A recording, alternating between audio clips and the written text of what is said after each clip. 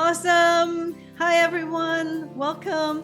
Welcome to Let's Talk Real Estate Investing. In this series, we share experiences about personal journeys within real estate investing, share strategies, share systems and tools that work, any of that good stuff. Because with all that information, as we share things, everybody is different, everybody's unique, and everybody have a different style of doing things. So we wanted to help other real estate investors as they're on their journey, wherever they are. Maybe they're pivoting, maybe they're just starting out. You can learn from other real estate investors what's working for them and see if you can incorporate that as part of building out your strategy. So I'm really happy to have today Julie Hoffman. And Julie is a real estate investor herself.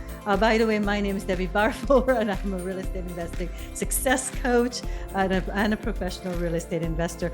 I help real estate investors build their personalized real estate investing strategy and scale efficiently so you can start enjoying some time freedom today. So Julie is with us, and Julie is not only a professional real estate investor, she's also a real estate investing coach and the founder of the Okanagan Real Estate Investing Group. Is that correct? Got it. Yeah.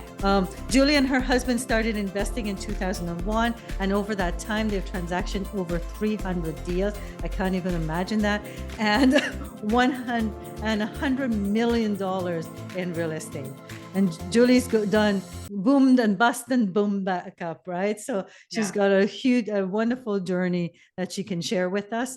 And also her topic today that she wants to share is on raising capital for real estate investing. So I will hand over to you, Julie, for you to do a bit more of an introduction about yourself, and then we can chat more about your journey and on the topic of real estate investing. Absolutely. Well, thank you so much for the great introduction, Debbie, and thanks for having me. I really appreciate it. One of the things that I always forget to add when I do podcasts or events is that I have 5 children, and it's a lot of children, and everybody knows that. I mean, of course. And the interesting thing about it is I don't know why I always leave it off. Probably because they've been very easy. I mean, of course, yeah, right. Having 5 kids is not easy, but they have been, they've been great. They've been healthy. They're smart. They're ambitious. They're good people. They're athletic too, right? And they're athletic. Yeah, we're running all over the West Coast, going to volleyball and basketball tournaments. And the reason why I bring it up is, as you know, Debbie, it's a whole different, it adds a whole different spice to this world of real estate investing and entrepreneurship. When you have kids, spouses, and you mix all that. Which is another kid, yeah. Yeah, which, I think we've discussed, sometimes that's just a whole other kid. Then I have a dog, so I'm a real life person. Yeah, like 300 deals sounds like a lot. It is a lot. And at the same time, I go through those same stuff as everybody else does. And the real reason behind doing it, kind of like your coaching, is I enjoy the freedom. And I like to bring that up too, because a lot of folks are out there and, maybe you are just sick of what you're doing. And real estate investing can create freedom. With freedom comes great responsibility. So everybody does know that. So it's not always fun. It's not always pleasant. There are definitely a lot of challenges that come with it, but I can tell you firsthand, it's worth it. Because I get to, drive off to Kamloops this weekend and hang out and watch my son play basketball. I don't have to ask anybody's permission. So I love that. You don't have to ask any permission to take time off. You don't have to ask permission to be sick, just. And at the same time, it's eat what I kill, right? Exactly. So, there's both. So I just always like to bring those two things up as well. And I love helping people raise money for real estate investing. Like many of your listeners, I'm sure, you either don't have any money, or you don't want to spend your own money, or it's locked away in like a lira or something like that. maybe you don't have easy access to it. Regardless what your situation is, if you want to do a fair amount of real estate, or if you want it to be something that replaces your income, it's very likely you're going to need to learn how to raise money. And for me, like my husband and I, we started out in 2001. We took a line of credit out on our house. Our business partner did the same thing. So we actually had some money, but it wasn't technically our money. It was the bank's money. And we used that money to put as down payments on a bunch of properties and bought a lot of real estate. And before too long, our real estate was gone. Our our money had been invested. And we wanted to keep buying because we kept finding all of these opportunities. So I learned quickly that I needed to learn how to raise money. And at first I was so terrible at it. You know, it's a sales skill, basically, the ability to do any kind of business, really. Everything is a sale, if you ask me, especially when it comes to raising money. So one time I went to this seminar and I was asking the guy who was running it, his name's Darren Weeks. Said, Darren, how do I raise money? I'm talking to all these people and I don't know what to do. And I was, I was just, I call it barfing information all over people, telling them all about myself, all about the deals that I had, and not doing it the proper way. So what he asked me was this, and I'm going to talk a little bit more about this strategy of sales. He said, what's your upfront contract? And I said, what are you talking about? And he said, well, don't you let people know, what's going on? What kind of sales training have you taken? I'm like, none. He's like, okay, well, you need to listen to the next speaker, because he was having this weekend seminar. Her name was Colleen Madsen. She owned a Sandler Sales Training Institute in Sherwood Park, Alberta. She did a 1-hour talk, and before she was halfway through, I was signing up for her $5,000 sales course. And she talked about what an upfront contract is. So what that is you let people know what's going to go on, and people appreciate that. People hate being sold to. So I learned very quickly what an upfront contract was. I still use upfront contracts today in my sales, in my selling. And why don't I just talk a little bit about what it is? I'm kind of going out of order. And Debbie, feel free to interrupt me at any time. Okay. Will do. If you have questions, or if you want me to clarify anything, or if I'm rambling off into the sunset. Okay. I was going to ask you still, what do you mean by tell them about what's going on? So right. you're going to get into that. So I'm just going to dive right into this. It is magic. All right. So if you're sitting with somebody, whether you know them well or you don't know them, you want to let them know what's about to happen. So the way Colleen, my first sales trainer, put it is like when you go to the dentist, and the dentist is like, okay, I'm gonna, we're gonna start with the brushing your teeth, or I'm gonna floss your teeth now, or I'm gonna, I want you to position your head like this, and this is what's coming, and you might feel a poke, or it might be really painful, and I want to let you know. It's like, hey, heads up, I'm about to sell to you. You don't say that, but it's something to that effect. So this is how my typical upfront contract goes. So let's set the scene. We're going to sit down. We're going to have coffee. We've already met at a networking event, which I want to talk a little bit about too. But we've established that maybe there's something here. Okay. So we sit down. We're gonna have a cup of coffee. We're gonna have a conversation, see if there's a fit. So I'm gonna say something like this: Debbie, are you still good for the next 45 minutes? And you're gonna say, yeah, probably. Or you might say, no, I've actually got to be out of here in 20 minutes. I thought it was gonna be 45, but now I got to pick my son up at soccer practice. Okay, that's great. That's perfect. That's no problem. You always want to check the time. You always want to be considerate of people, because sometimes their circumstances do change. All right. So regardless of what she says. All right. So 20 minutes. All right. So over the next 20 minutes, I'm going to have some questions for you, probably about your real estate investing experience, what your life is like. I might dive into a little bit of financial information. I hope it's okay that we touch on that. Is that okay with you? Like, you literally ask permission. Is it okay if we talk about money? Because money is taboo. It's still kind of taboo. But if I give somebody a heads up, I'm going to ask you maybe some questions about your finances, then I've let them know. I've given them a heads up so they can relax. All right, so might have some questions about finances, and you're probably going to have some questions for me about my background, how long I've been doing this, maybe some of the strategies that I've been working on or the properties that I've been working on. I'm going to want to know a little bit about how you go about making a decision like this, just so that I know that in advance. And at the end of this conversation, a couple of things are possible. We decide together that this is not a fit. And I want you to know that there is absolutely no pressure. I want us to be able to see each other again and have it be cool. You know what I mean? There's just no pressure here. So you don't have to worry about, you don't have to worry about that. So are you okay with telling me, no, I don't think this is a fit? And they'll say, yeah. And then they'll say, well, then same goes with me. I may figure out that we're not a fit either. On the other hand, we may figure out that maybe there's something here. And all I want us to be able to do, before we go our separate ways in 20 minutes or so, is I just want to go over our next steps together so that we can, stay connected.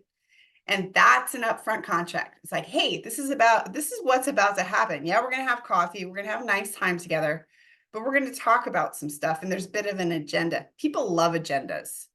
They don't like being sold to. They don't like, they don't like feeling like they're getting the wool pulled over their eyes. They don't like getting trapped in a cocktail party that suddenly turns into a MLM pitch for the latest Those greatest thing. scare me. When you get trapped and you got two MLMers on either side of you, and they might as well have just one scares me. You can't get out of there. You don't want to do that to people. All right. It's just magical. Absolutely magical. I love that. Set those expectations. That way people can relax.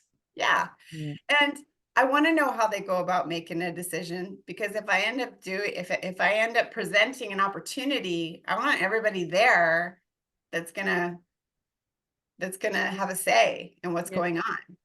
So that is the upfront contract, and not knowing what it was the beginning of my sales journey, which has enabled us to raise, $40 million in public and private money at this point. It enabled us to not only build, but after we ended up, we lost everything. We went through some real huge challenges in the recession, made the tough decision of going into bankruptcy protection. And then we were kind of like, what do we do now? Well, we still wanted to be in real estate investing, despite the fact that everything had gone pretty darn awfully. And so we decided we wanted to rebuild. And the best way to do that was, because we didn't have any of our own money, we didn't have good credit, because we'd been completely destroyed in that arena. We raised other people's money, and we used other people's credit to rebuild another real estate investment portfolio. And that's a power of the sales skill, because if you can sell, anything can happen to you. And you can not only start and grow, but you can start over. It's really, really important to learn how to sell, and to sell well. Since then, I've, you talked about coaching. I coach people on sales, whether they're in real estate investment or they're trying to raise, whatever their arena is, because selling is selling is selling. You've got a customer, you've got a product, you've got relationships that need to be nurtured, and there's certainly an art to it. There are people that are great at it, and there are people that are terrible at it, but anybody can get better. I think the biggest part of sales is recognizing, and especially in real estate investing, is and that we're it's hard for us to do a lot of times is to sell ourselves because in real estate investing, people tend to invest with a person first and then the Yeah. deal. And we're Yeah. really terrible. I think I've heard other people say, and same for me, I can sell you better than I can sell myself. Mhm. Right. You know, and it's part of that is, I mean, I work, I've known, probably all your listeners know who Arlen Dolan is. Well, he is Mhm. the reason we started investing in real estate way back in 2001. My husband went to another seminar. He met Arlen. Arlen said, buy one property that cash flows $200 a month and it will pay for your membership. Because that was kind of a sticky point with my husband. He's like, oh my gosh, $200 a month. Like, that's a lot. And Earl was like, buy one property, make sure it cash flows $200 a month, and you got it taken care of. And Jeff was like, yeah, sounds pretty simple. And that's exactly what we did. And that one property made us over $50,000. It didn't just pay for our membership to our real estate investment group, but it paid for everything. What's my point? Arlen always says, don't invest in the horse, invest in the jockey. So the horse That's is the right. deal, but the jockey is the person guiding the horse. And absolutely. I mean, I also think, you know, you want to make sure the horse has four legs, it's pretty healthy, it's been fed well, that kind of thing, which is a whole, it's a whole Yes, component of, hey, this definitely. is the opportunity and this is why we like it. And we hope that, you know, that you like it too. But here's our rationale behind, you know, why we are interested in being involved in this opportunity. So, and that definitely has to do with a horse. What I find when it comes to people selling themselves is, yes, you've got to sell yourself. You also have to sell your team. You know, you also have to talk about, you know, I do this, I do presentations, I coach people to do presentations. It is a lot of PowerPoint. Sometimes it's just paper. And there is one of the most important components of the presentation is talking about myself and my experience and my successes and especially my challenges. That's really important to talk about your challenges, to talk about your team. This is the lawyers that we use. These are the accountants that we use. This is the property management company that we use. That way, you know, they're not just investing in one jockey, they're investing in multiple jockeys. It's all a part of taking care of this particular project, which, you know, no project is a guaranteed success. That said, the stronger the team you have, the more likely it is to be successful. You know, the smarter people that you have around you to carry a deal forward. So it's really important, you know, absolutely that, yeah, maybe you have a hard time selling yourself, but you probably have an easier time selling your team and maybe selling the opportunity. And the more you do it, the better at it you'll get and the more confident you'll get, you know, and the more experience that you have, the more confidence that you're going to have. Do you have So any mindset advice around that too, Julie, about like going into those conversations, like people who are nervous about having those conversations, etc.? Is there any mindset advice? one thing that I really like to do is just be upfront. Again, it goes back to the upfront contract kind of Mhm. thing. Be able to walk in and say, you know what, I'm kind of nervous. So be Sometimes authentic. I have real trouble selling myself. I don't know why, but I'm so excited about real estate. Be Mhm. honest, you know, it's okay to be nervous. Chances are you will be more relatable to that person.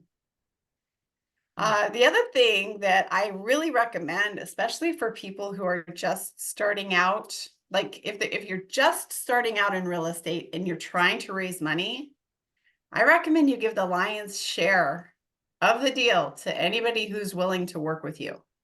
And I'm talking like 20% is mine, 80% is to my joint venture partner who's taking this huge risk. You do that for 3 deals, pretty soon you're a pretty darn experienced real estate investor. That's going to make you more confident and that's going to help your mindset. And your nervousness is more likely to go down. Yeah. It's a great way to get started. Even 10%, 90%. 10% of something is always better than 100% of Of nothing. nothing. And it is. I strongly recommend that to folks because it is hard to get started. And I know there are so many people out there who dream of being in real estate investing. And let's face it, it's usually hundreds of thousands of dollars, no matter where you're investing, really, Yeah. for the most part. That's a lot of money. And it's a lot of money for somebody to trust you with. So, whether it's a loan and cash or whatever the circumstances are. So, it's a great way, again, to get started, build that confidence, it'll play into your mindset. But everybody that's brand new at something is nervous. And the best way to address it is to just say, hey, there's an elephant in the room. Look at that elephant. I This feel is my nervous. first deal and I'm really nervous about this. So bear with Yeah. me. Yeah. Yeah. This is my first deal. Mhm. This is my first deal. Or this is my first joint venture partnership. We've done all these deals up to this point on our own, so I'm a little nervous, and you might be nervous too. And it's my hope we can work through this together. Mhm. Just it's called bringing up the biggest fear. So sometimes there's also, like, you might be worried about you might be wanting to work with somebody that's in another province. And it's like, Debbie, the biggest, you go through your upfront contract, and I just want to bring something up here, Debbie. I know you're down in the lower mainland of British Columbia. This deal is in Saskatchewan. My biggest fear is that's going to be a big hurdle for you. So can we get that out of the way? Is that going to be a huge deal? If it is, there's nothing you can do about it. Right? I Yeah. cannot move the project from Saskatchewan to your backyard. I just can't. It's not that Yeah. easy. Maybe AI will be able to do something like that someday, but for now, that's that. So, on the other hand, I'd say 9 times out of 10 people say, no, that's fine. That's, I just want to talk to you. I want to see what's available. Yeah. But if it's a non-overcomable obstacle, why not get it out of the way? Bring it up first and don't try to sweep it under the rug. No. Always. Yeah. Yeah. Just, again, being upfront is it's refreshing. And, like, again, going back to mindset, when you bring up something that's on your mind, usually you relax too, which just helps your Because overall it's energy. not sitting there gnawing at you. No, it's not sitting in the back of your mind. It's not sitting at that big elephant in the room. Yeah. Definitely. Yeah. What are some other tips for raising? Sorry, what other tips for, well, let's talk about networking. That's my favorite topic. Yes. Networking is so good. It's so great that we're all able to be together again. I highly, highly recommend that anybody that's not getting out there and networking, find a place to network. Find a local business association, the Chamber of Commerce. Start a networking group. If you don't have one, that is what my husband and I did. And when you go to, because we didn't have one in the area, we didn't have a real estate investment networking group. So we started the Okanagan Real Estate Investment Group. When you talk to people, and maybe all of you already know this, try to let them do most of the talking, whoever you're talking to. Try to gather information. Try to refrain from talking about yourself too much, or try to keep the focus on them. Learn as much about them as absolutely possible. Ask questions about hobbies. Ask questions about their hobbies. You can learn so much about somebody's hobbies, because if somebody's hobby is dressage, which is fancy horse riding, basically, Okay. that is an expensive hobby. That tells me this person probably has a fair amount of disposable income. Talk about jobs. Of course, that can give you a lot of insight to somebody's income and, qualifiability. Ask how long they've been at their job. These are standard questions that you could ask and you're not being invasive. But if somebody's somebody's like, oh, I just graduated from university, I've been there for 3 months, then that's a different kind of prospect for you. That's somebody that, okay, they're pretty new at their job. Most lenders want somebody with like a 1 to 2, at least 1, but preferably 2 to 3 year track record in their job or in their line of work, so you can just learn so much about whether or not somebody is somebody that you want to go and, again, maybe buy a coffee for or have lunch for, or spend more time with, because there might be a fit there. Asking about family, knowing whether or not they're married.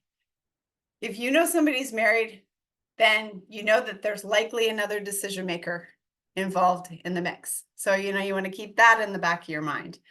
If somebody has kids, maybe they have less disposable income depending on where the kids are. Maybe they have less time because kids can be a lot of work. So maybe, they're looking for more of a passive investment. You always want to ask about housing, where they live. Because, people who do better live in typically better neighborhoods. You might think to yourself, should I ask if they rent or if they own or if they own? And that can feel like an awkward. I've had that come up a lot for people. It's like, I don't want to ask whether they're a renter or homeowner, but this is how I always preempt this. I'm a real estate. I always, I talk about how I'm a real estate investor all the time. So I'll say, I'm a real estate investor. I'm always curious about people. So are you a renter or are you a homeowner? That's just I'm always curious about people, which is 100% true. I'm always curious about people. So if somebody is a renter, then maybe they have more disposable income because they haven't put that big down payment on a house. If they are a homeowner, you want to know how long they've lived there. Because if they've lived there for 15 years, chances are they've built up a lot of equity. If they just bought it 6 months ago, probably the Got a opposite. huge mortgage. It's a great question. And it's a great question to ask. It's like people love talking about themselves. People love talking about themselves. So, yeah, little things like that.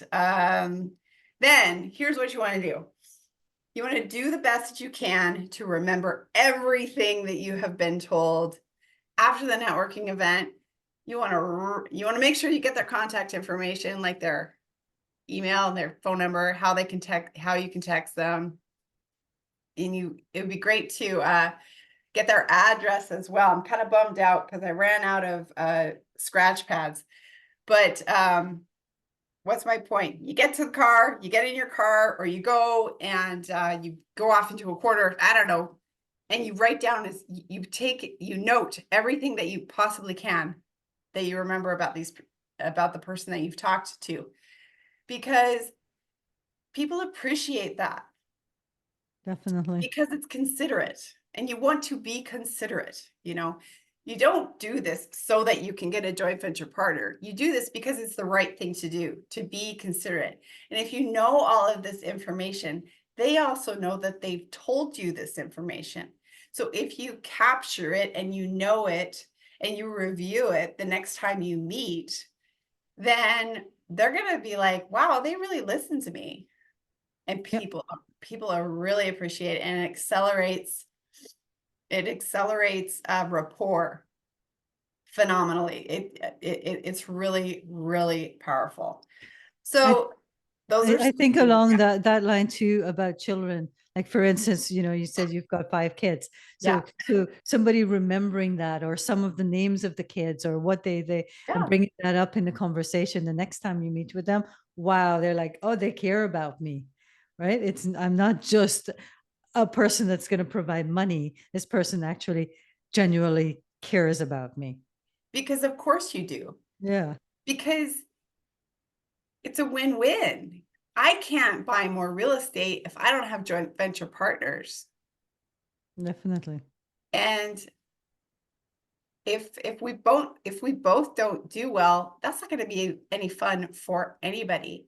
So, yeah, like this is potentially my teammate. This is potentially somebody I'm going to have a relationship with. So I want to know about them. Little things that you can do too is like, you found out they have an 8-year-old and the 8-year-old plays soccer, and maybe you're online one of these, you're online, you're going through Instagram or whatever you're doing online, and maybe you see an advertisement for a soccer camp. You copy the link, you text it over to them. Hey, maybe this is a fit for your son. You mentioned that he played soccer. Mhm. People really, really appreciate that. Just little things that you can do, little things and big things. There's something that I've started implementing because I found it, you get so overwhelmed. There's so many people, like you're saying, trying to remember what they said to you or things like that. Yeah. I mean, in my phone, in my contacts, in your contacts, there's a notes section. Hmm. So, you're going in there and is it, oh, can you give me your contact information? Yeah. And there, put in something quickly in that note section. And then Yep. the other thing I've been doing is actually going into my notepad on my Uh-huh. phone to Yep. remember to put down, because once it gets into the contacts, you forget sometimes the people's names because you met so many that night. Right. Right. So what I've been doing is putting the event I went to and the people's names in there so Yeah. that I could then find it in my contacts. Yeah. So that's kind of like some tips I've recently Well, implemented. all these little hacks. They're just Yeah. little hacks, right? And oh, here's what I'm going to show you this. This is another thing.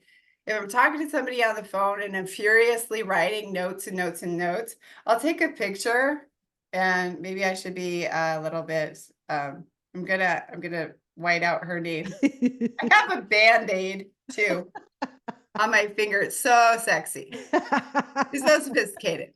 Okay, I took a Yeah. picture of all the notes of this person Mhm.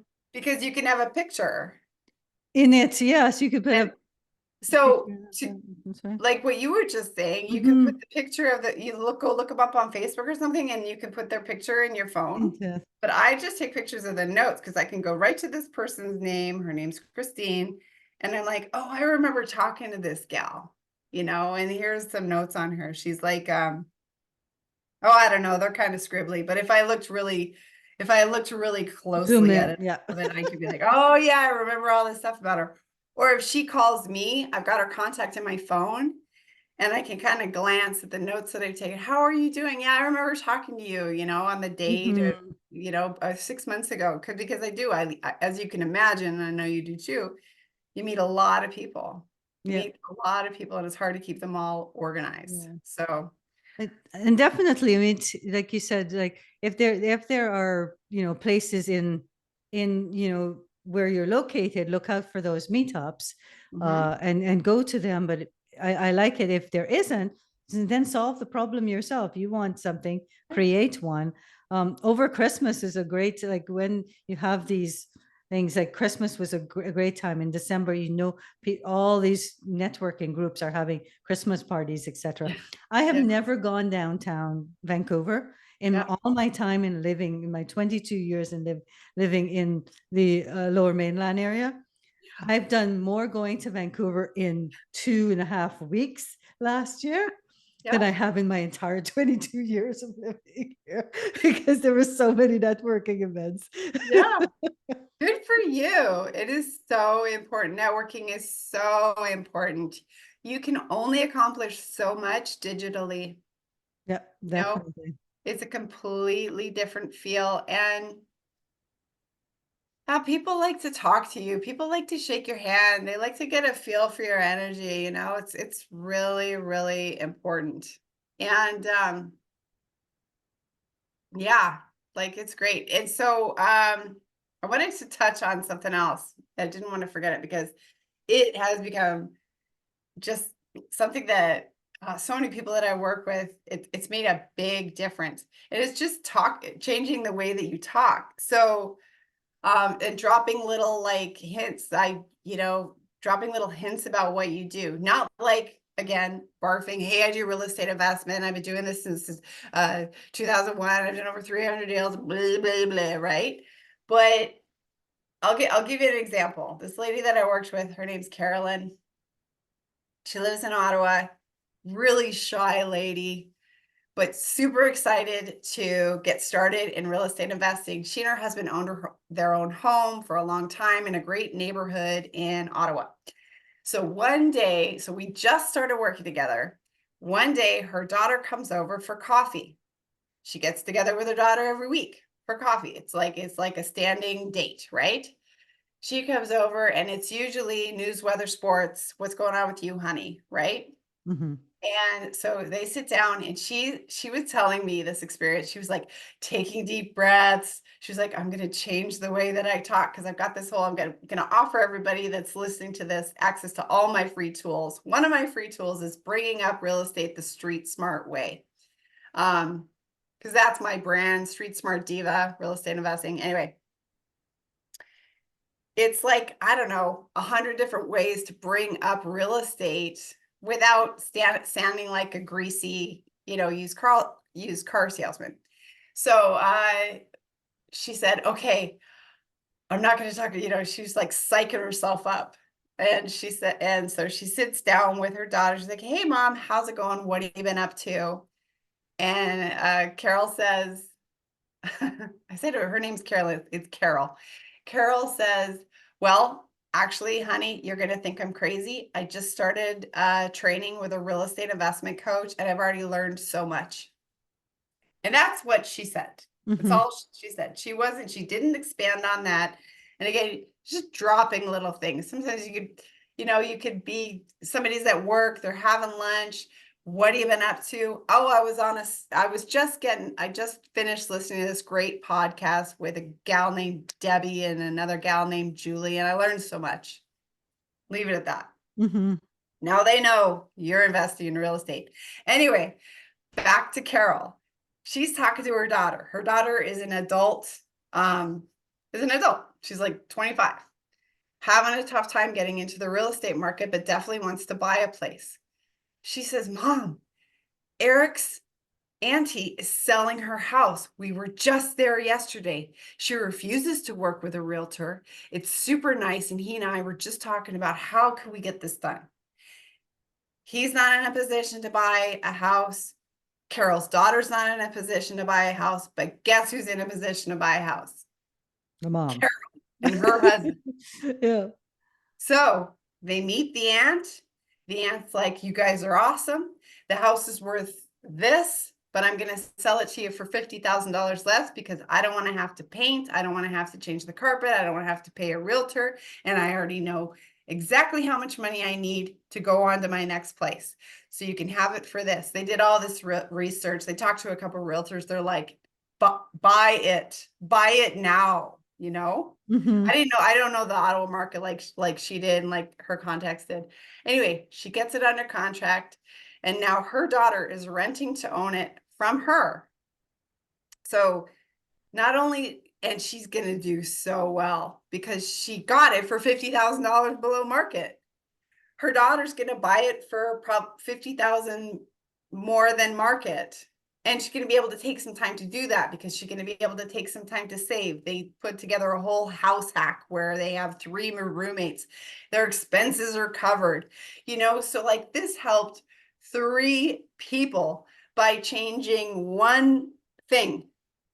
And that is how you talk. One sentence. Awesome. Helped the seller, helped her daughter, helped her boyfriend. Everybody wins. Yeah, it's amazing. The other one is like what you were saying, ask people about themselves. Because when you ask people about themselves, like what do you do? You know, they feel obligated to turn around and ask you. So Yeah. what do you do? And then that gives you an opportunity to say, oh, I'm a professional real estate investor, all right, and Yeah. I think a lot of people when we're doing real estate investing, and if you're in the corporate world, we have this tendency to to say the corporate Yeah. role And I Yeah. think that's the one that I had to learn to drop that corporate role because Yeah. nobody cares about my corporate role. And I don't want them to really care about my corporate role. Yeah. But I said, I'm a real estate investor. Right? Well, there's nothing wrong with saying that first. Say I'm a real Yes, estate exactly. investor. I mean, I also work, full time at the lumber mill, and Mhm. but I'm a real estate investor. That's why I'm here today. That's why I came to this networking event, because I'm really excited about some of the things that are going on. But again, That's like, then it. And shut up. stop. Yes, Yeah. exactly. So do you have kids? Just like, did you catch the game? Like, change the subject. Yeah. Yeah. Because if Yeah. they want to know more, then they will ask you more. Exactly. If they Mhm. want to know more, and they may talk to somebody the next day who's like, hey, Brian, how's it going? Good, Chris, how are you doing? Oh, well, I'm all right, but I'm about to be transferred and we just bought this house and we don't know what we're going to do with it. We'd rather not use a realtor because we know we're going to. Now, by the way, everybody, all you realtors who are listening to this, I absolutely love realtors, 100%. So I've given a couple examples, but this kind of thing can happen. So if I've mentioned that I'm into real estate investing and I talk to Brian, Brian's not interested, but he say, I just met this lady. I I just met this lady. Yeah, you should definitely talk to her, you know? Yeah. So you never know. Whoever you're talking to may not be The the person that you person. want to work with, but they may know somebody who's the perfect person to work with. Definitely. So don't dismiss anyone. No, Yeah. anyone and everyone. You just never know. You never know who you're talking to. What amazing tips. Is there anything else that's in the back of your mind that you like another one that or a pet peeve that you find that people do when they're raising capital and you want to say, don't do that. Oh yeah, I got this one thing is the presentation part. So many people want to talk about cap rates and ROIs and percentages and all this like rates and all these big words. I try to keep it very simple. And I always say, listen, if everything goes like I think it's going to go, your $100,000 should grow to $150,000 in the next 3 years. Now, things could go sideways, things could go better, things could go worse. But by my estimation, based on my math, and again, if everything goes like I think it'll go, in 3 years, your $100,000 is going to grow to $150,000. I don't use rates, I don't use percentages, I don't say ROI, I don't say any of that gobbledygook. It's not gobbledygook, it's important. But a confused mind says no. And if you know your property and you know your market and you think that the economic environment is healthy and it's going to support, there's job growth and there's, a good investing environment, then you should know roughly how things are going to go financially, because you should know, if there's a mortgage in place, it's going to get paid down a certain amount. If you know your rental market, you should know how much it'll cash flow. And if you've walked into equity, you should know that, all kinds of things, Mhm. know your numbers, and also try to keep it simple. So give them the example. You're investing 100,000, at the end, you're going to get an additional 100,000 plus your 100,000 back plus 50,000 or something Yeah. like that. Instead of having to have to calculate what's 5% and what's this and per Yeah. annum or yeah. Well, and I guess there's an exception to that, and that is like I work with a lot of people with their RSPs, because so many people have all this retirement money saved up Mhm. and it's not working like they would like it to, and then they discover, oh my gosh, I can be a second mortgage or a first mortgage on real estate. Are you kidding me? Yeah. In that case, like, I've got to tell them what the rate is going to be. Right. Yes. 10% on $100,000. So that's $10,000 a year. Over 5 years is 50,000. So your $100,000 retirement money is going to be worth $150,000 at the end of 5 years. Mhm. Again, I will say that's if everything goes to Goes to plan. plan. Yeah. It won't be more because mortgages, you set a rate. Yes, it's And a set rate. yeah, Yeah, definitely. Yeah. you have to disclose, you have to talk about the potential downside though. You have to talk about all the potential risks. Mhm. So, but by my estimation, if things go well, and you've got to list all of the things why you think it's going to go well. Like Yep. why, um, I have my reasons for loving the Okanagan. It's economically diverse. A lot of wealthy people live here. There's a housing crisis. Lots of people want to live here. There's lots of schools. The construction industry is booming. The tourism industry is booming. People are What am I? migrating since COVID. People are People are wanting, lifestyle. yeah, lifestyle.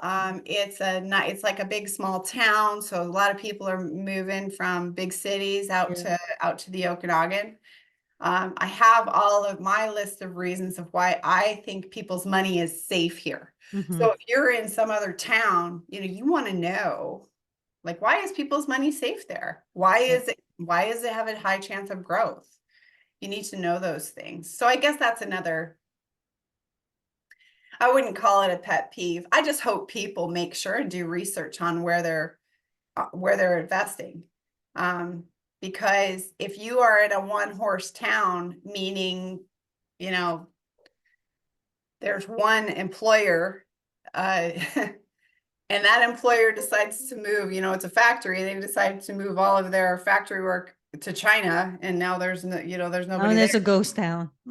Now you've got a ghost town. So, Mhm. I like to invest in places that are economically diverse, and you need to understand what is going on in the economy and how, what kind of risks there are, Mhm. for sure. So Julie, do you do a present, give them a presentation after or before, or how you have these conversations with them, but how do you like approach when you're getting into that, talking about the nitty-gritty of the deal and that sort of stuff? How do you do that? Well, it goes back to if I've talked to somebody at a networking event and I'm pretty sure that there's a fit here. I think there's a Hmm. fit here. I'm going to follow up. I'm going to send them my $1 million scratch pad, which I'm sorry, I don't have it handy. I follow up and I give people a little note so that they have my information. I make sure and collect their information. I follow up. I send texts. I call and I say, I think we might have a fit. This is from Dave DeBow, who's great at teaching people how to raise money. He says this line, this probably isn't for you, but do you know anybody who might want to have a look at an opportunity that I have? And if they're like, no, I can't think of anybody, well, would you mind if I practiced and showed you what I have? There's not going to be any pressure, but would you mind if I showed you what I have? So that's a Hmm. way to get a meeting if you really need to do that. But if you've been doing this, for me, okay, usually like the folks that I work with that are trying to raise money, they're usually approaching somebody that they do know that's in their inner circle. Right. Okay. Yeah. So they know if they have money, they know who the decision maker is. They know that they've been a homeowner for a while. They know that they're probably a fit. Okay. So they've asked for a meeting and they want to show them a deal that they have in front of them. And so what I do and what I teach people to do is, yes, I have them put together a whole presentation and it goes in a whole sequence. It does a version of the upfront contract. So it has a slide that just says, hey, here's the agenda. I'm going to talk about me and my team and my experience. And we're going to go over some of the reasons why I think this is a safe deal. And I'm going to show you some numbers and I'm going to go over some of the potential benefits. And I'm also going to go over some of the potential risks. And I'm going to ask, for a decision at the end of this presentation. as to whether or not you want to move forward. And I want you to know that it's perfectly fine if it's not a fit for you. On the other hand, it might be a fit. So if that's the case, I just want to take some time to talk about our next There'll steps. be a next yeah. Agenda slide. So then I'm talking about me, I'm talking about my background. And for folks who are brand new, this is why having a coach is so important, or having a strong team is so important. If you're brand new, you've got to really show, you've got to highlight your team. Hopefully you've gotten a team that has experience that you can say, again, my contract has had so much years experience. Yeah, or working with this lawyer. Or I worked with people that, maybe are presenting an opportunity to a family member, like, listen, Uncle Joe, I know I'm brand new at this, but I've got Julie here. She's been doing real estate this long. So she's looking over both of our shoulders and making sure everything's going to be okay. This is my accountant. This is the lawyer that we'll be working with. This is the appraiser that we have. Plus I go to, plus I'm educating myself in real estate investment. You want to list everything that you do, all the courses that you have taken. It's basically it's your CV, it's your resume for you as a real estate investor. So talk about you. That's the jockey, right? As Arlen would say. And then of course you got to touch on the house. You got to touch on the property, whatever it is, house, land, market, whatever it is. But here's the property. Here's why we think it's great. Here are the plans for it. This is what we're going to do with the money. This is the plan. And this is why here's the reason why I think this is a good area to be investing in, whether it's Edmonton or Calgary or Saskatoon or Winnipeg or, where you are, Kelowna. These are the economic fundamentals of why I think your money is safe here. Yeah. Right. You also have to specify, hey, this is how much we're looking for. Let's say this is how much we're looking for. And then simple math. Here's what we have in mind. There's a 5-year plan, and we're going to ask you to qualify for financing and put up $100,000, and this is what the money is going to go for. And by our estimation, if everything goes to plan, your $100,000 should grow to this amount of money. Yeah. But you've gone over the risks and you've gone over the potential benefits. So it really goes in that order. And then this is the really fun part for me. I don't know if you know this, Debbie, but I am American by birth. And I was raised in Denver, Colorado, and I went to school in Omaha, Nebraska, and met my husband in Mexico. So we have this real interesting story. Anyway, I'm sometimes a typical pushy American. So I love teaching Canadians how to ask for the sale. It is like, you've got to do this, people, but let's make it a little more comfortable for you, right? So I've gone over everything. And then I have a slide and it says, do you have any questions for me? And it's at that point that it's like, bang, bang, bang, bang, bang, question, question, question, It's like you're answering questions and you're doing your best, you're writing everything down. And then, any more questions? No, that's it. Awesome. Well, I really only have one question for you. Is there any reason you would not want to move forward with this deal? I've used it since day one with Colleen Madsen, my first sales trainer back in 2003. That's when I started raising money. Started investing in 2001, but I started raising money in 2003. Anyway, it's such an easy transition. Any more questions? Well, I just have one question for you. I only have one question. Is there any reason you don't want to move forward? And they're either going to have 5 reasons that you can address, or they're going to say, no, it looks pretty good. I might have to run it by my account. I might have to do this, might have to do that. All right, let's just say you've done all that. Is there any other reason you wouldn't want to move forward? No. Okay, awesome, great. And then let's go over the next steps. It's very systematized. It's very much a system. Systems enable ordinary people to achieve extraordinary results. That's not me, that's Michael Gerber. as you can see, Debbie, most of all of the stuff that I'm going over is information from other people. But that's what we do. We Yeah. learn from others and we make it into our own, and then we learn from others and we make it into our own. I Yeah. love one thing you said about the team that I wanted to kind of jump on to is that a lot of people forget is they forget that if they have a coach, that is part of their team. That to include that when you're talking to that I have a coach that's helping that so that if I'm stuck on anything, I have a coach that I can go to for support and Yeah. guidance. Coaching is so important. I have coaches. I've done all this real estate. I have coaches. I have 3 right now. I want to go, I want to be better. I want to do better. I just bought this book. Alex Hermosi is one of my coaches. Is that his name? Yeah. Yep. Jordan Belfort is one of my coaches. And I also have coaches that I talk to, you know what I mean? Yeah.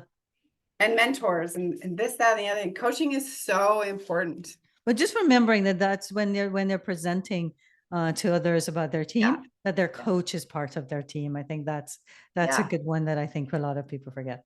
And maybe you have a mentor, or maybe your realtor is like Cracker Jack realtor, where you're just like, my realtor has been around the block. He's been doing this for 35 years. He knows this town inside out. He's going to be there for us, not me, us, Yeah. because we are a team, right? Mm-hmm. I wanted to add, I love talking about this stuff. I wanted to add something to the question part of things, but I can't remember what it is.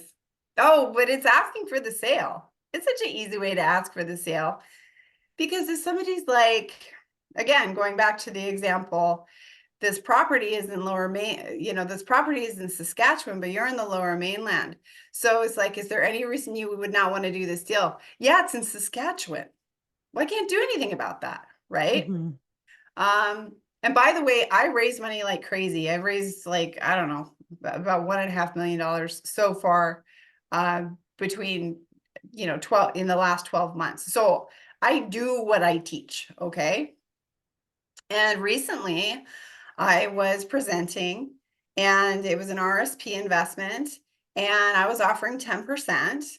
And the question was, Chris, is there any reason you would not want to move forward? And he said, yeah, because I want to make 12.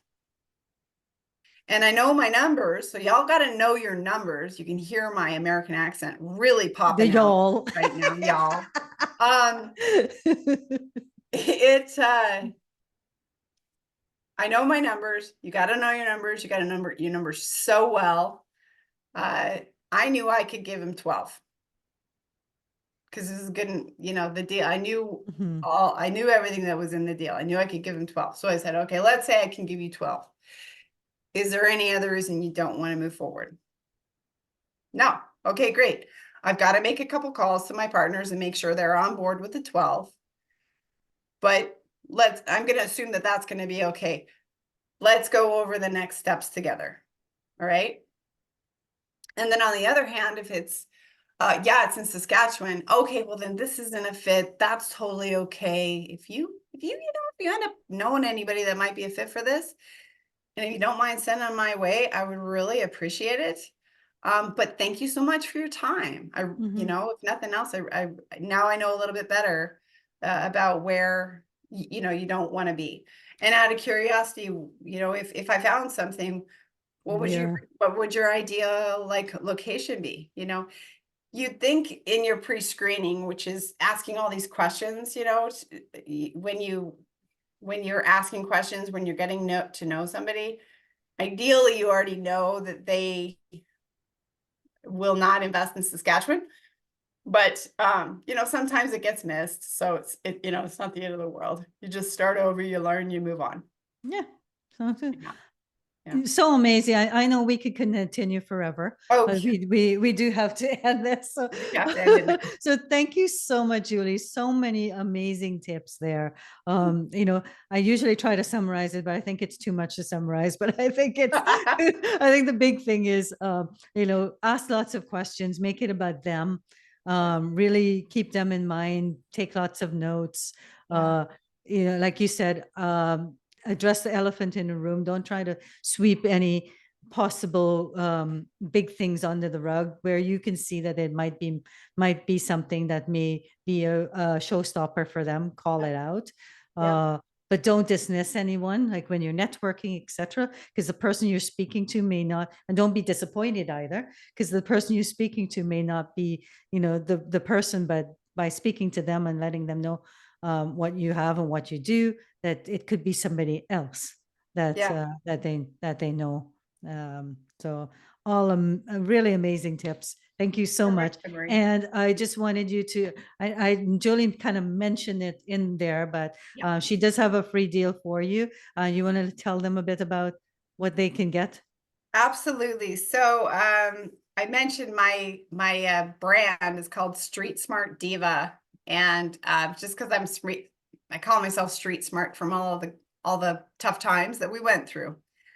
Did made me very, very street smart. Made all of us really street smart. So what you can do is go and get access to all of my free tools. So it's how to analyze numbers, how to pre-screen, how to complete a real estate purchase contract. That workbook that I mentioned, it's a networking workbook, and it gives you like all these street smart ways to bring up real estate. It's a whole bunch of content. You'll get access to that, and then you'll start getting my emails. And my emails are content, 99% content. Every 3 months or so, I will throw out an offer where I'll say, hey, maybe come coach with me, or I have this deal, or I have an opportunity. Let's talk. If you're interested, click here, it'll be that kind of thing.